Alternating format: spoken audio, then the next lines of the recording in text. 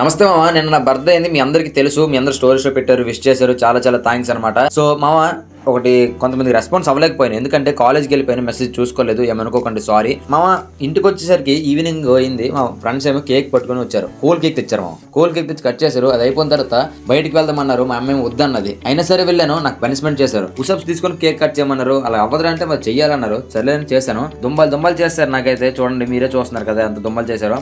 మామ ఈ బర్త్డే తోటి ఈ సెలబ్రేషన్స్ అన్ని ఆపేద్దాం అనేసి నేను నా ఫ్రెండ్స్కి సజెస్ట్ చేద్దాం అనుకుంటాను. ఎందుకంటే వీడియో సింపతి గురించి వీడియోలో చెప్తున్నాడు, మేమేదో దీనిలాగా అనేది ఫీల్ అవ్వకండి, సారీ ఏమనుకోకండి ఇలా చెప్తున్నాను అనేసి. ఒక మంచి కార్యక్రమం చేద్దాం అనుకుంటున్నాం. ప్రతి ఒక్కరి బర్త్డేకి మా ఫ్రెండ్స్ లో మంచి కార్యక్రమం, ఇలా దుంబలు చేసే కంటే ఒక మంచి కార్యక్రమం చేద్దాం అనుకుంటున్నాము. మీరేమంటారో నాకైతే చెప్పండి, మీ ఫీలింగ్ అనేది మీకు ఎలా అనిపిస్తే అలా చేద్దాం. మామ మళ్ళీ మా ఫ్రెండ్ గడి బర్త్డే, నా బర్త్డే, మా అన్నయ్య బర్త్డే అనమాట, ముగ్గురిది ఒకే రోజు.